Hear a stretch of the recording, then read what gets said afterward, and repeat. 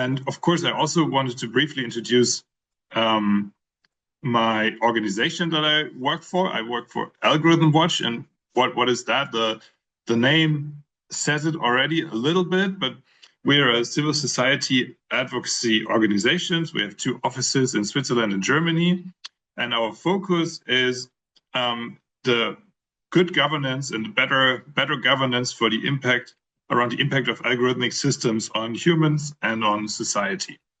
So our ultimate goal is to design algorithmic systems and AI in a way that benefits the many, not just a few. And that, for example, means like one operationalization of that is strengthening human rights safeguards in governance and policy, but also democratic safeguards or sustainability.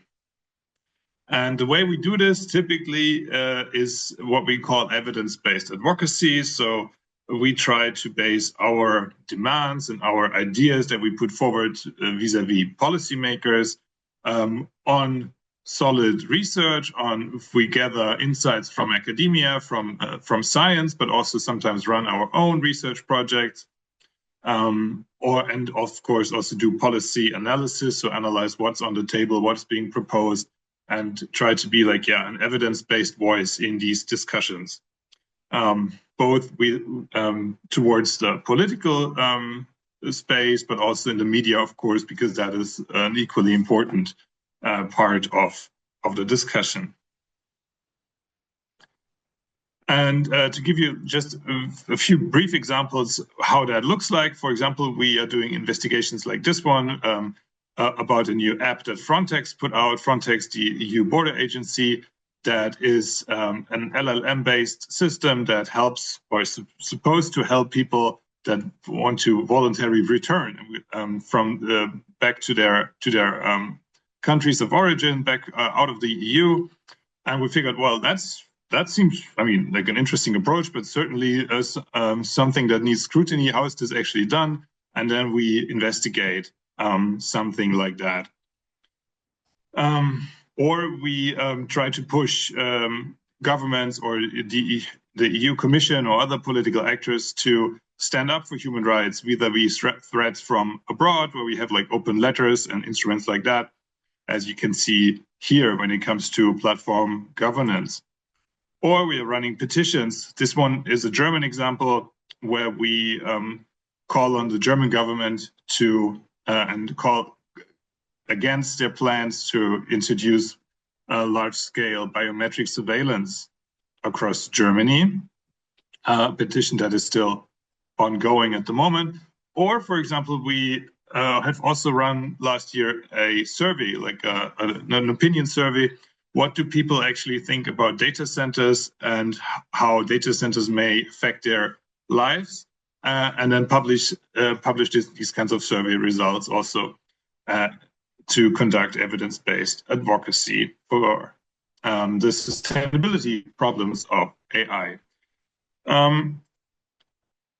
We also often, or regularly often, collaborate in larger research projects. This is an example from a project called Finder that was about algorithmic bias and algorithmic harms in recruiting processes, and these kind of projects where we are one player among many universities and other research players, for example, produce these toolkits for different target groups, how to address discrimination in algorithmic recruiting.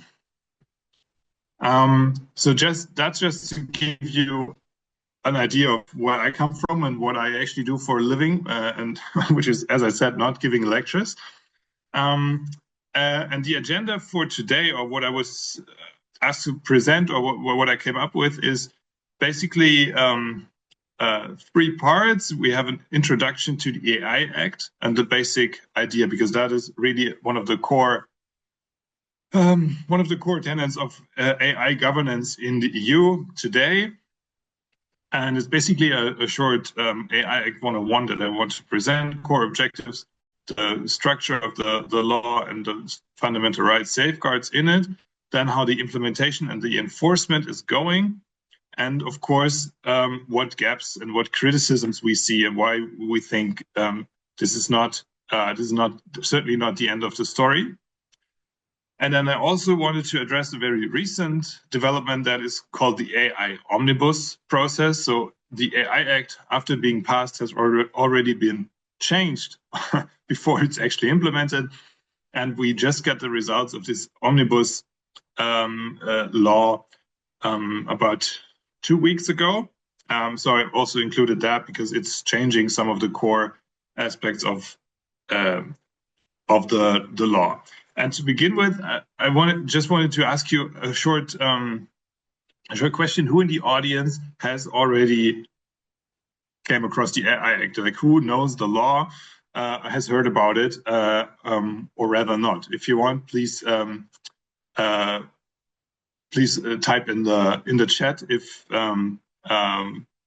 yes, if you heard about it, and no, if you haven't, just to get a little bit of a feel how much of an expert group we have here today.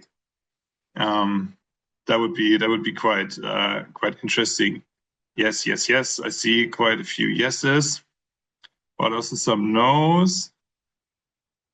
Okay, read the description of the law on the wiki page. That's always a good start. But it's a mix. It's certainly not 100% yes from what I can see. Because I totally get that. Not regulation is always a mouthful, and it's not easy to dive into it. The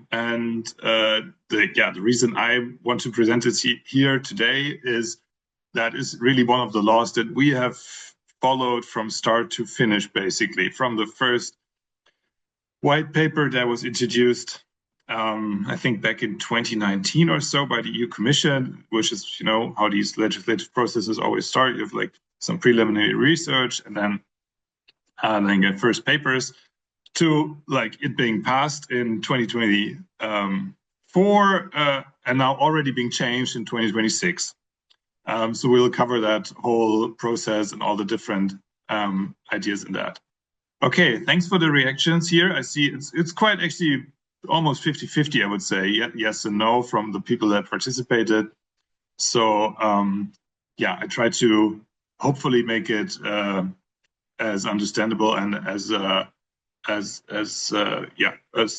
understandable as possible. Thanks for that for now.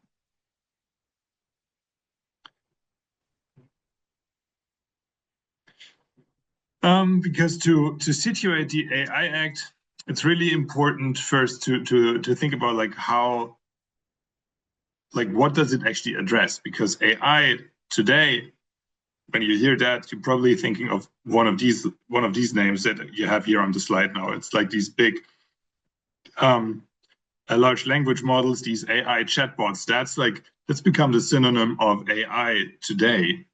Where you have these kind of chatbot systems or large language models that dominate how we see it. But the AI Act comes from a time where we had like different issues around AI and automation. I just want to remind us that there have been other issues before and that have triggered the AI Act, because these models actually came along quite late in the legislative process. And though the issues on the mind of the legislators back then was like, for example, discrimination based on automated systems, or the use of predictive policing by the police and things like that, where we just have like, broadly speaking, algorithmic systems that many people today wouldn't probably consider AI anymore, or would say something like this traditional, I don't know, machine learning or whatever. So this is basically a moving target that we see here of what is actually AI and what is meant when we say that. So just to situate that a little bit, but I will also come back to that later on. Okay, so first part, AI Act 101. The AI Act, of course, relates to other laws that apply to digital data processing, and it is a horizontal approach to regulating AI. So instead of saying, okay, this is how we regulate AI in research. This is how we regulate AI in banking, and this is how we regulate AI in car manufacturing. It was one law for all of Europe. So, and the idea being we are harmonizing this digital single market. It's of course always the idea of EU legislation that you want to have like one set of rules for one continent. And the approach they took is product safety law. That's if you want the success story of EU legislation is that you have like harmonized product safety law, that we have many sectors from toys to food to machinery. And now this approach was also applied to AI. But of course, it comes with like quite a few problems because AI is a bit of a different product than the products that are typically regulated under product safety law. And the objective of the law is to protect health, safety, and fundamental rights. So it's interesting that also already here in the declared objective, fundamental rights was a big part. We will come back to whether I think this was a successful approach. And product safety law also means that it is targeted at providers and deployers of AI systems. So the companies that develop and these systems and put them on the market, not the end users, if we come back to the chatbot example, not the people prompting the chatbot, but the people providing the chatbot. And I will also come back to how the AI Omnibus changes this horizontal approach already a little bit. But first we go into the details of what the basic structure is. As mentioned, it was proposed in April 2021, and we had a big trilogue for this law 2023. And then the ChatGPT moment happened in the middle of this legislative process. And that was a really big disruption because it was not on the mind of the people that drafted this law. And then all of a sudden you had these new class of systems that changed a lot about how we interact with our computers. And then, of course, it became clear, okay, this law has to address ChatGPT and these kind of AI chatbot systems as well, although they weren't foreseen in the original draft, and that became quite complicated. But in the end, they had a law that entered into force in August 2024, and I will get back to like the specific rules they introduced for these ChatGPT kind of systems that are called general purpose AI systems in the law. And the application of the law is quite complicated, and different deadlines apply, and they already have been postponed now by the Omnibus, but I will also get back to that in a minute. So to understand the scope of the AI Act and what it actually applies to, it's worth looking at the definition of AI that is put forward in the law. And it's really a mouthful, and that's why we'll briefly read it out so that we can grasp the scope a little bit better. So according to the law, to the AI Act, an AI system is a machine-based system designed to operate with varying levels of autonomy and that may exhibit adaptiveness after deployment, and that, for explicit and implicit objectives, infers from the input it receives how to generate outputs such as predictions, content recommendations, or decisions that can influence physical or virtual environments. That's quite a definition, huh? It's, and I highlighted in bold the most relevant parts, the varying levels of autonomy, because this, of course, raises the question: so no autonomy is that also included if it's actually not autonomous at all? The adaptiveness that may exhibit, so that's not really a given feature, and that it infers from explicit and implicit objectives, so infers some output or result. It's really a complicated definition, and there have been put forward like guidelines for how to try to clarify this. What falls, because if you read it really broadly, it's basically all software systems. And if you, but so in the guidelines, they try to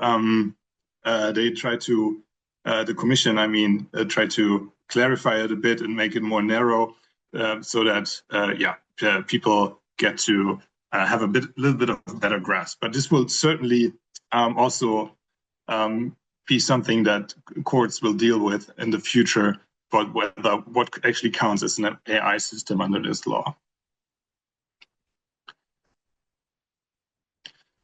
So if you think, yeah, my system set that I have in mind right now, it's an AI system under this law, then and you want to deploy it, the law applies to private and public entities. So both are covered under the scope of the law, but there are some exceptions, most notably for law enforcement and migration authorities that are sometimes excluded, also some private companies sometimes. But in general, it's about the entire market.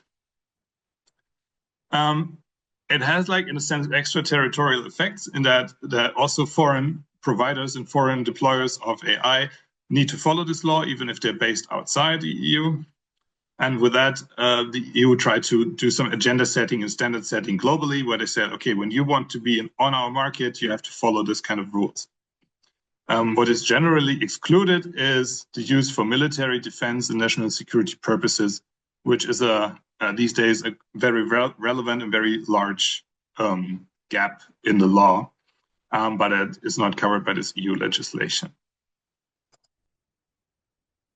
And the general approach of the law is a risk-based one. That's important to understand.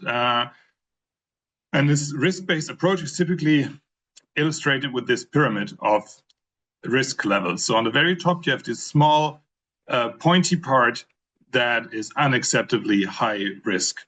And these systems that are unacceptably risky, they are banned under the law. So that has like a certain logic to it. If the risk is unacceptably high, we should ban it. But of course, and I will get back to like all of these levels in a second. What is banned, for example.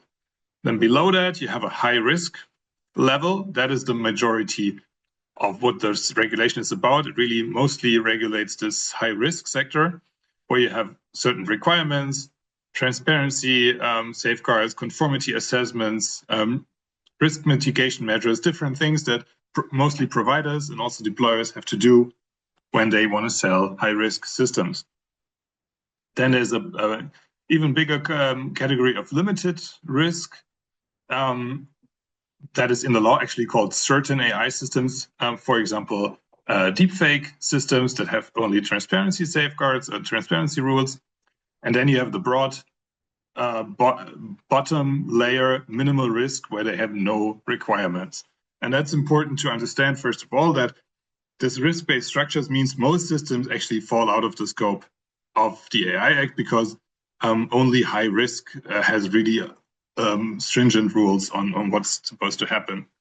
And the large majority of systems remains unregulated under this law, I must say, right? Because of course, there's other laws that apply, such as data protection laws, whatnot, but I'm just talking about the AI Act right now.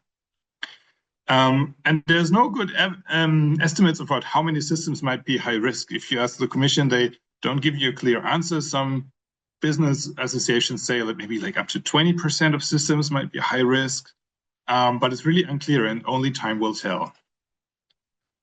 So let's go briefly through these different risk layers. First, the bans, the unacceptably high risk. What is banned under the AI Act is, for example, social scoring systems. If you have questions about that, I can come back, but later on. But it's really one of the example always on everyone's mind is, for example, social scoring systems in China. Then you have deceptive or manipulative systems that can distort people, exploit vulnerabilities. That's prohibited. Biometric categorization systems are prohibited. That's if you are categorized according to certain sensitive features, for example, your body like disability or something like that.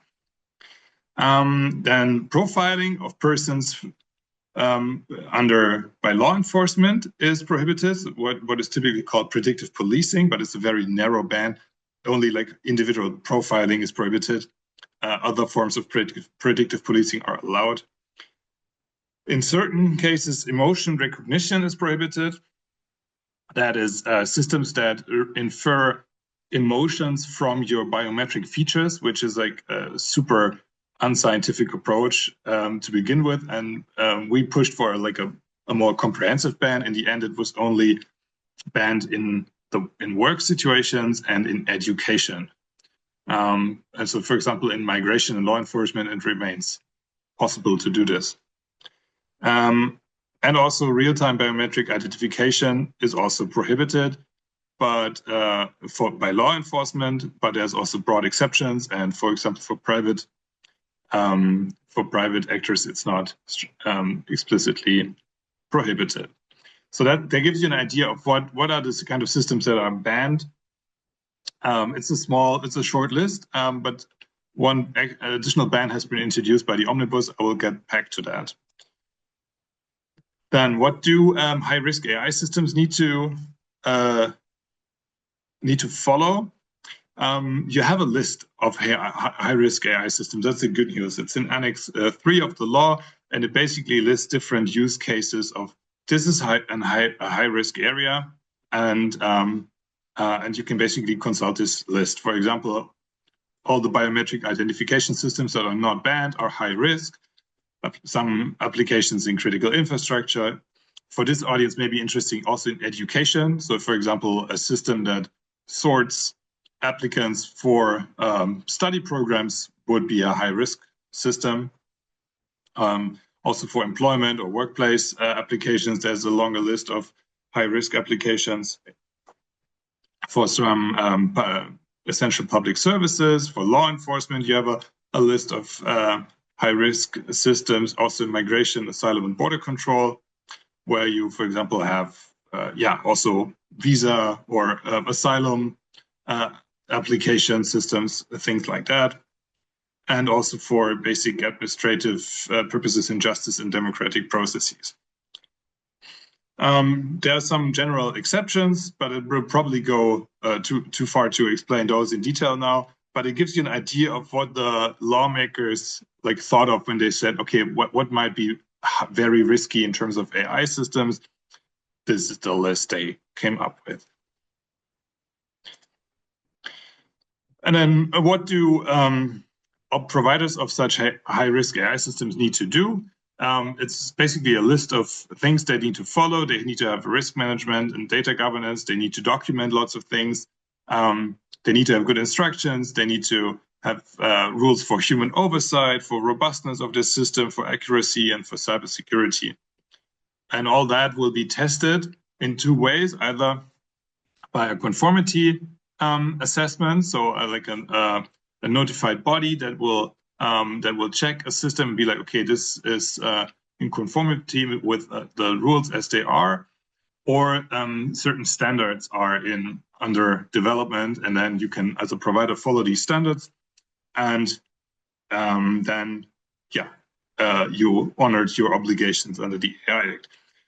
If you're a high-risk system, you will also be registered in an EU database. That's an important transparency tool. So all high-risk systems will be, not all, but most will be visible in this transparency database. And in the end, you get a CE marking on your AI system, the typical thing that you see on many products you buy that confirms that you followed the product safety rules for this product you're buying right now.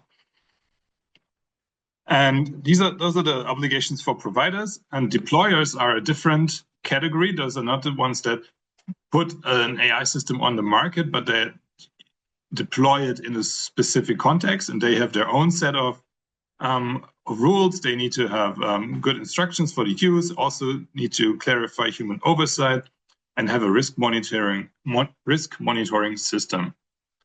And then for some deployers, you also, that's the public ones, they also need to do a fundamental rights impact assessment before they deploy a system and also register in the EU database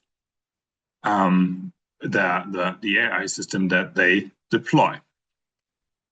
For certain AI systems, that's the third layer that I put in the pyramid, that you saw in the pyramid. It's just a duty to inform users. So it's a basic transparency safeguard. It says whenever you interact with the AI system, for example, I don't know, a consumer chatbot on a website, you need to make it visible and clear that this is an automated system you're talking to. It also applies to some other systems, but it's a short list, as you can see. For example, deepfake systems also need to be, you need to have like this transparency. Oh, yeah, this is an AI system that is producing these deepfakes. And now to the additional category that was introduced. That's general purpose AI models. So that's the name they came up with for ChatGPT, Claude, these kinds of system large language models that where they felt like they need to have like additional rules. And here the law describes two categories. First, like a general rules for all general purpose AI models and what they need to follow.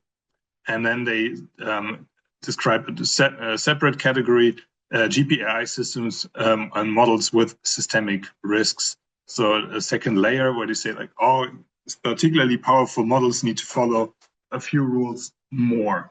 I think I don't have time to go into that now, but it's it was like introduced later on, and that is important to say only applies to the providers. So for example, in case of ChatGPT, it's OpenAI, or in the case of Claude, it's Anthropic, and so on. So what is happening on the model level? So they basically have a set of rules on this model level that need to be followed. If you use such a model as a deployer in, for example, in a specific company, then the deployer rules, then you need to follow the rules for the deployer that I just outlined. Because you function as a deployer then, and you're just taking the model as put on the market by, let's say, OpenAI or Anthropic.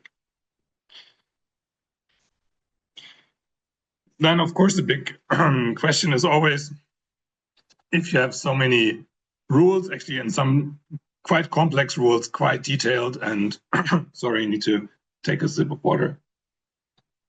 The question comes up, how does enforcement work? And you have two layers of oversight and enforcement bodies. One is on the member state level, that every member state in the EU has a national market surveillance authority. In Germany, this would be, that is already designated the Bundesnetzagentur, that is now building up a new department for AI oversight. And they focus on the high-risk applications. So their job mainly is to really look closely at what is being put on the market in terms of high-risk AI systems, as I laid out before. And on the EU level, there's a new AI office that's part of the EU Commission. And their job is mostly to focus on enforcing and implementing the rules for general purpose AI models, following the logic that you also have in other digital fields, that if you want to enforce something with the big players, with like OpenAI or Microsoft or Google, you need like one strong body, and that is typically the EU Commission that tries to enforce the rules. And it's not a good idea to put this enforcement role into like a small authority in a member state, which is what happened with the GDPR. And there's also advisory bodies on the EU level, an advisory forum that is not being set up yet, and there will also be a scientific panel, so AI specialists that will advise in terms of GPAI mostly. And of course, there's also sanctions in the law if you don't follow it. The highest one is up to 7% of annual turnover. If you don't follow the bans for other infringements, it's less. Yeah, there's also, I think we'll skip this. This goes too much into detail. I think I will quickly pause here because that was the AI 101 and the overall structure of the law. If there's any urgent questions, I would pause here. Otherwise, I will continue with like our assessment from a civil society perspective. Victoria, did you see any questions at the moment? No, right? Okay, then I will, because we already passed more than half an hour, I will continue. Because I mean, I'm speaking here anyways, not as a scientist, but as a civil society advocate, as an activist. So always keep that in mind when you absorb what I'm saying. But of course, we follow this process very closely, and we have our assessment and our critique of the whole thing. First of all, can you really safeguard fundamental rights with like a product safety law? It's really hard to do, and then the first implementation shows us that it's not the best idea, and many fundamental rights risks are actually not addressed by this product safety approach. We see some gaps there. Then there's also quite a few exceptions, and loopholes in this act. First of all, the definition of AI, that is really hard to grasp, as I put out. Then some exemptions for private companies that can define themselves out of the law, and also, most notably, security, migration, and law enforcement bodies that basically have their own set of laws, and we always pushed to include them as like a normal as normal deployers of AI and not a special category.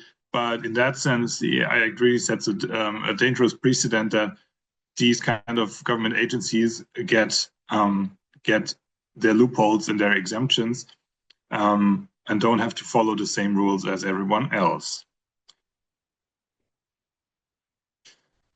And then probably the biggest point of criticism is this definition of ex ante risk categories, as I laid out. How can you define risks as ex ante? That's really hard to do. It's what the law tries to do, but of course, our main point was always risks are context dependent. You cannot always tell in advance where risks occur. So this approach of defining them beforehand is really tricky, and of course leaves lots of potential risk areas open. And there's the whole question of sustainability of AI that is basically completely unaddressed by the AI Act. I will get to that in a second, what the main problem here is. And then it's mostly focused on transparency measures when it comes to AI, and that's not the strongest mechanism to begin with.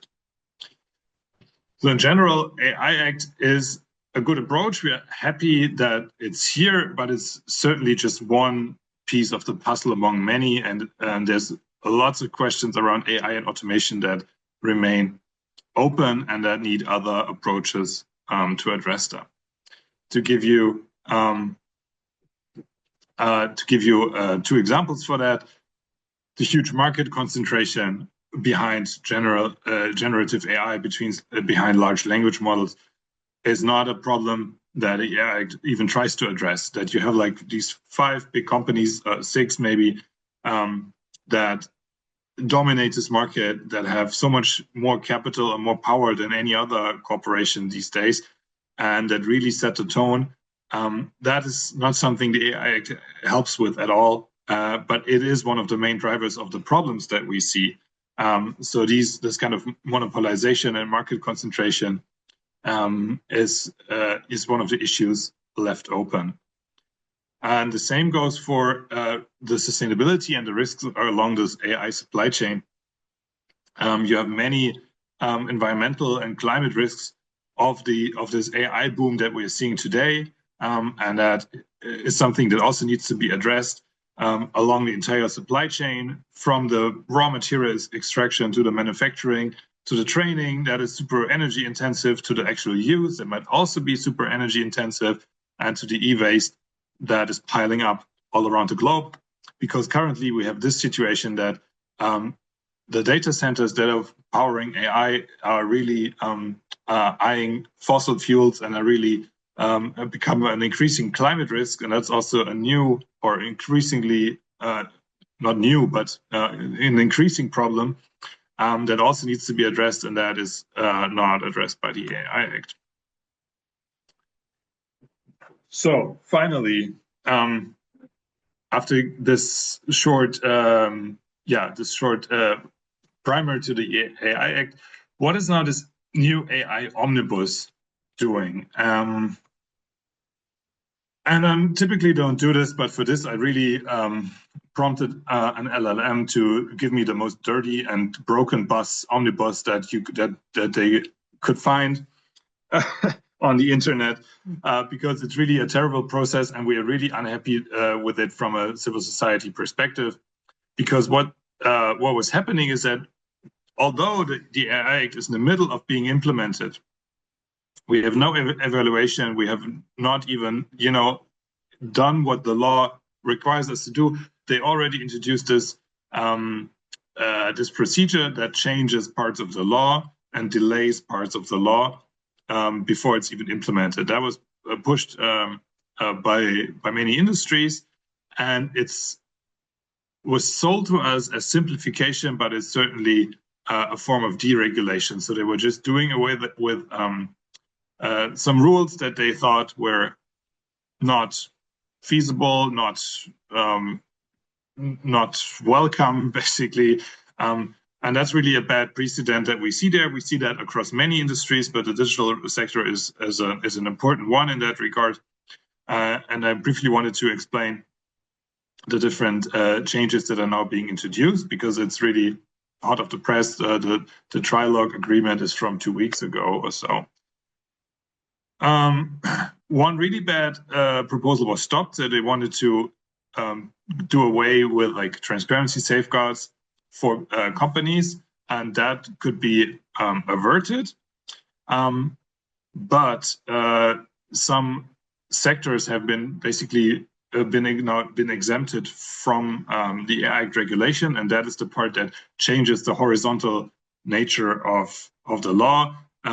It was particularly Germany and German actors on the EU level that pushed for machinery industries to be excluded here. So whenever AI systems are being deployed or being developed, they will now get their own set of rules for AI systems under the machinery regulation. So this horizontal approach, one set of rules applies to all, is a bit weakened by that. Then, in general, the delay of application, about 15 months. The deadlines have been delayed. For some high-risk systems, it's December 2027 now, about a year later. And for other systems, it's even August 2028. So there were implementation deadlines to begin with, and now they've been delayed, which is in part understandable, because sometimes I can see that companies need more time to prepare for the application of these rules. But of course, it leaves a gap of AI systems being not regulated solidly, and harms may occur in the meantime.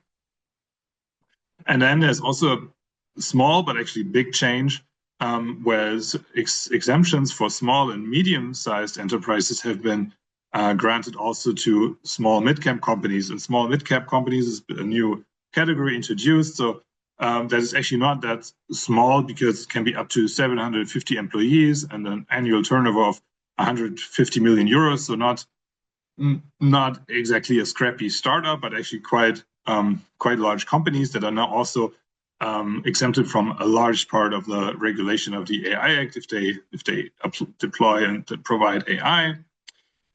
And that is, of course, also wrongly guided. It was also industry pressure pushing for that, but it's wrongly guided from my perspective, because the harm an AI system can do in the world does really not depend on the size of the company that is providing the system. Quite the contrary, it really depends on the use case and on the deployment context. And it can be a tiny company that is putting something on the market. Let's say an AI stalking app can be made by a handful of people, but can do really a lot of harm in the world. So this is like the wrong criteria for that, in my view. And there was also one positive aspect that has been introduced by the AI Omnibus. That is a notification ban, and ban of notification systems. Maybe you heard some examples of these cases in the media over the past month, where women have been suffering a lot from being like from deepfake nudes being produced and being put in the open, being used to pressure them. So these kind of systems that can generate deepfake notification system notification images. So we call them NSTs, non-consensual sexualization tools that are now in part banned also by the AI Act under this Article 5, the ban category that I talked about before. And that is good news. But I must also add, for that, we wouldn't have needed the omnibus because there is already a procedure to introduce new bans. If you see new dangerous systems coming up, the omnibus process would not have been needed for that. And for lack of time, I will not go into the specific wording of this ban because that might be too much right now.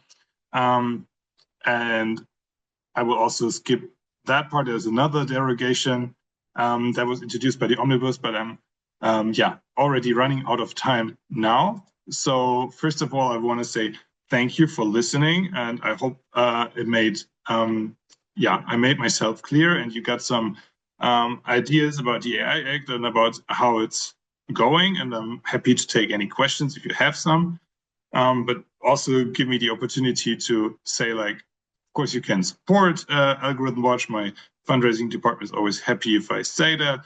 And we have two newsletters, one a community newsletter and an automated society newsletter that is for always brings you the latest news on AI and algorithms every 2 weeks. So if you're interested in that, please sign up. And with that, I stop and I see if there's any questions. Thank you.